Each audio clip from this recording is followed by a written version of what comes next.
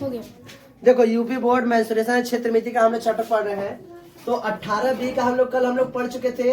इसमें पढ़े थे हम लोग व्यास और वृत्त की परिधि में संबंध। अब देखो इसी पर हम लोग क्वेश्चन करेंगे। देखो एक प्रश्न दिया है 18B का पहला प्रश्न है, लिखा है कि लोहे का एक पतला तार है जो समान व्यास के 8 छल्ले, छल्ला मतलब चूड़ी जैसा स्ट्रक्चर, कैसा चूड़ी जैसा स्ट्रक्चर। मान लेते हैं कि इस तरह से हमारे पास एक तार है, क्या है, ऐसे तार है। इससे क्या बनता है, एक समान व्यास का इसे बनाया जा रहा है। क्या बनाया जा रहा है, छल्ला। क्या बनाया जा रहा है, छल्ला। इस तरह से ऐसे करके कितने छल्ले बनाए जा रहे हैं, 8 छल्ले। कितने छल्ले, 8 छल्ले। तो वही पूछा कि अब बताइए तार का कितना लंबाई लगेगा, तार का कितना लंबाई लगेगा। तो एक काम करते हैं, हम यह पता करते हैं एक छल्ला बनाने में तार का कितना लंबाई लगेगा। एक छल्ला, देखो ध्यान से, तो एक छल्ला मान लीजिए इस तरह से बनाए हम, ठीक, इस तरह बन गया। अब इसका कितना लंबाई लगेगा, तो इसको काट के अगर फैलाए तो इस तरह होगा, और ये लंबाई कितना वृत्त के परिधि के बराबर होगा, वृत्त के परिधि के बराबर होगा। तो अब वृत्त के परिधि का इसका हमें डायमीटर यानी व्यास दे दिया हुआ है। इसी व्यास की सहायता से हम लोग क्या करेंगे, इस प्रश्न को हल करेंगे। तो सबसे पहले लिखेंगे हल। क्या लिखेंगे, हल। हल में लिखेंगे दिया गया, क्या चीज दिया गया है, क्या दिया गया है, तो लिखोगे डायमीटर यानी व्यास दिया गया। क्या दिया गया है, व्यास बराबर 22.75 सेंटीमीटर, ठीक। और कितने हाँ, तो एक छल्ला बनाने में कितना लगेगा, कितना कि लंबाई का तार लगेगा। तो बताओगे तो उसके डायमीटर, उसका व्यास, उसका परिधि के बराबर ही लगेगा। किसके बराबर लगेगा, परिधि के बराबर। तो लिखोगे तो परिधि, क्या चीज, परिधि यानी कि सी बराबर क्या होगा। अच्छा, परिधि तथा व्यास में संबंध बता दिए थे, क्या होता है, सी बराबर पाई डी। सी बराबर पाई डी। तो पाई कितना दिया हुआ है तुम्हारा, 22/7, और व्यास कितना दिया हुआ है, 22.75 सेंटीमीटर। सेंटीमीटर। अब 7 से काटो, 7 त्रिका 21, 7 दूना 14, 7 पत्ते 35, ये हुआ 3.25, 3.25। अब इन दोनों में गुणा कराओ, इन दोनों में क्या करो, गुणा कराओ। तो देखो 3.25 इंटू कितना करते हैं, 22, इंटू क्या करते हैं, 22। इसको मल्टीप्लाई करो जल्दी। तो देखो कितना हुआ, तो 71 मल्टीप्लाई की कितना आंसर है, 71.5 सेंटीमीटर।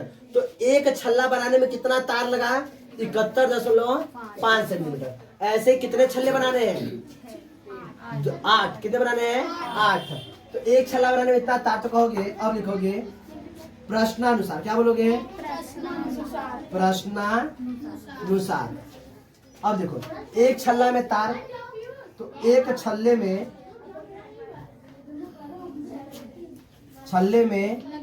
तार, एक छल्ले में कितना तार लग रहा है, तो 71.5 सेंटीमीटर। तो 8 छल्ला में, कितना छल्ला में, 8 छल्ले में, 8 छल्ले में तार कितना लगेगा जी, तो 8 गुणे में 71.5 मल्टीप्लाई कराएंगे, देखो कैसे होगा। तो 8 5 40 का 0, हाथ में लगा 4, 8 एक कम 8, 8 4 12, हाथ में लगा 1, 8 7 56, 56 1 57। एक संख्या के बाद 10 तो एक संख्या के बाद 10, ये कितना आया, सेंटीमीटर। तो 572 सेंटीमीटर तार लगेगा, 572 सेंटीमीटर तार लगेगा। अब क्या लिखोगे, उत्तर। क्या लिखोगे, उत्तर। तो कहोगे 8 छल्ले बनाने में 572 सेंटीमीटर तार लगेगा। किसी को दिक्कत, ये प्रश्न हल करो जल्दी फटाफट। चलो जी हम लोग समझते हैं क्वेश्चन को। ये यूपी बोर्ड क्लास 8 का है, अभ्यास 18B का प्रश्न है, 18B का 8वां प्रश्न है। देखो एक क्वेश्चन को अगर ध्यान समझोगे ना, तो ये प्रश्न को हल कर ले जाओगे।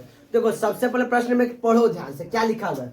कह रहे एक वृत्त का प्रश्न, थोड़ा सा आधा अधूरा लिखे है कि कम में हट जाए। कोई एक वृत्त है, वृत्ताकार घास का मैदान है, उसमें से आर पार जाने के 2 रास्ते हैं, आर पार जाने के 2 रास्ते। अब इसका फिगर बनाता हूँ, फिगर इमेजिन करो कैसा बना होगा। तो घास का एक मैदान होगा, वृत्ताकार इस तरह से होगा कुछ, हाँ एकदम सही वृत्ताकार है, ठीक।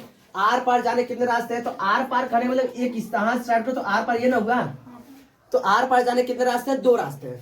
एक कह रहा है कि एक रास्ता कैसे परिधि से होकर जाना है, कैसे एक परिधि से होकर जाना है, और दूसरा रास्ता तुम्हारा वृत्त के व्यास से होकर जाता है। कहां से?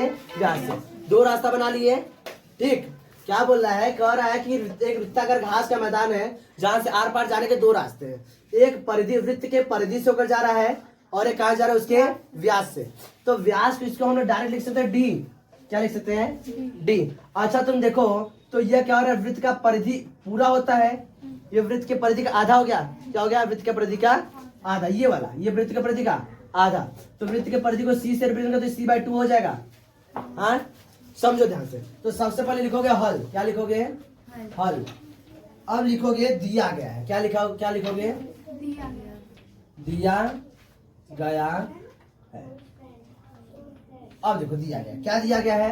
कह रहा है कि दो रास्ते, मतलब यहां से यहां तक ट्रैवल करोगे तो भाई दूरी ट्रैवल करोगे ना, दूरी तय करोगे। तो बताओ ये टोटल अगर दूरी जो होता है कितना होता है? 2πr। कितना होता है? तो दो रास्ते, तो एक रास्ते की लंबाई क्या बताओगे? एक रास्ते की लंबाई जो किससे होकर जा रही है? एक रास्ते की लंबाई जो कहां से होकर जा रही है? परिधि से। कैसे? परिधि से। तो टोटल पूरा परिधि, वृत्त का परिधि क्या होता है? 2πr। ये आधा, तो बताओ कितना हो जाएगा जी? तो 2πr का आधा, तो आधा कट जाएगा तो कितना है? πr। ये कैसे समझ में आ रहा है? ये कैसे समझ में आया? ठीक। अब अगला कह रहा है कि वो वृत्त के व्यास से, व्यास का मतलब डी, और डी बराबर पता है ना कि वृत्त के व्यास और त्रिज्या में क्या संबंध होता है? डी बराबर 2r। डी बराबर, किसी को दिक्कत? तो लिखो। अब लिखोगे अगला दूसरा रास्ता जो कहां से होकर जा रहा है? व्यास से। कहां से होकर जा रहा है? व्यास। तो व्यास से होकर जा रहा है डी यानी कि 2r। डी यानी कि 2r। अब प्रश्नानुसार चलेंगे। कैसे चलेंगे? प्रश्नानुसार। ध्यान से देखो प्रश्नानुसार क्या बोल रहा है। अकॉर्डिंग टू क्वेश्चन चले। प्रश्नानुसार कह रहा है दोनों में अंतर कितने का है? 16.4 मीटर का है। दोनों में अंतर कितना है? 16.4 मीटर। अच्छा बता, दोनों में से बड़ा कौन है? परिधि वाला कि व्यास वाला? परिधि वाला बड़ा है। परिधि वाला बड़ा। तो कहेंगे दोनों में अंतर यानी कि πr - 2r बराबर 16.4। ये समझ में आए तो बात आगे बढ़ाया जाए। ये कैसा है समझ में आए? ठीक है। अब चलो यहाँ पर कुछ चीज अगर देखोगे तो r दोनों जगह से कॉमन तो बाहर कर ले। यहाँ पर क्या बचा तुम्हारा पाई और यहाँ का बचा 2, 16.4। कोई दिक्कत? यहाँ पे पाई का वैल्यू रख दे। यहीं पर पाई का वैल्यू पता है ना, 22/7 या 3.14। तो 22/7 रखेंगे। क्या रखेंगे? तो r इंटू 22/7 - 2 बराबर 16.4। अब इसको सॉल्व करो तो कैसे करते पता है ना? 7 दूना 14, 22 - 14/7। तो 22 - 14 कितना आएगा? 22 में से 14 घटाओ, कितना आएगा? 6 2 8। तो r इंटू 8/7 बराबर 16.4। अब इसको हल कर देते इधर, थोड़ा सा दिख रहा है ना कैमरे में? तो r बराबर कैसे लिख सकते हो? देखो ध्यान से, ई जाके 7 ऊपर जाके गुणा होगा, 8 जाके क्या होगा? भाग होगा। कोई दिक्कत? अब देखो r बराबर क्या होगा? तो 16.4 और गुणे में 7 और बटे में 8। 4 से काट दो ऊपर नीचे, तो 4 से काटोगे 2 बार में, 4 दूना 8, ऊपर काटोगे 4 चौके 16 और 4 एक कम 4, कट गया। अब इसको एक बार और काटो, 2 से इसको काट दो तो काट सकते हो ना, 2 दूना 4.05 हो गया। अब गुणा करा दो तो r बराबर कितना आ गया? 7 पंजे 35 का 5, ये 3 हो गया 7 दूना 14, 14.35 मीटर। रेडियस बराबर कितना आएगा? 14.35 मीटर। पहला प्रश्न पूछ रहा है कि इसका व्यास बताइए। क्या बताइए? व्यास। तो व्यास बराबर क्या होता है जी? वृत्त का दोगुना, त्रिज्या का दोगुना, त्रिज्या का दोगुना। तो व्यास बराबर क्या हो जाएगा? 2 × r। तो r कितना दिया? 14.35, 14.35। तो 2 गुणे में 14.35 गुणा कराओगे तो 2 पंजे 10, 2 3 6, 6 1 7 और 2 चौके 8 और 2 एक कम 2, 28.70 मीटर। व्यास कितना है? 28.70 मीटर। कोई दिक्कत? तुम्हें समझ में आया? तुमको समझ में आया? तुमको ठीक है, अगर इसका परिधि निकालना तो क्या फॉर्मूला यूज करेंगे, 2 पाई आर। आर का वैल्यू निकाल लिए हैं, रखोगे तुरंत निकल आ जाएगा, कोई दिक्कत। चलो इसको एक और जल्दी फटाफट।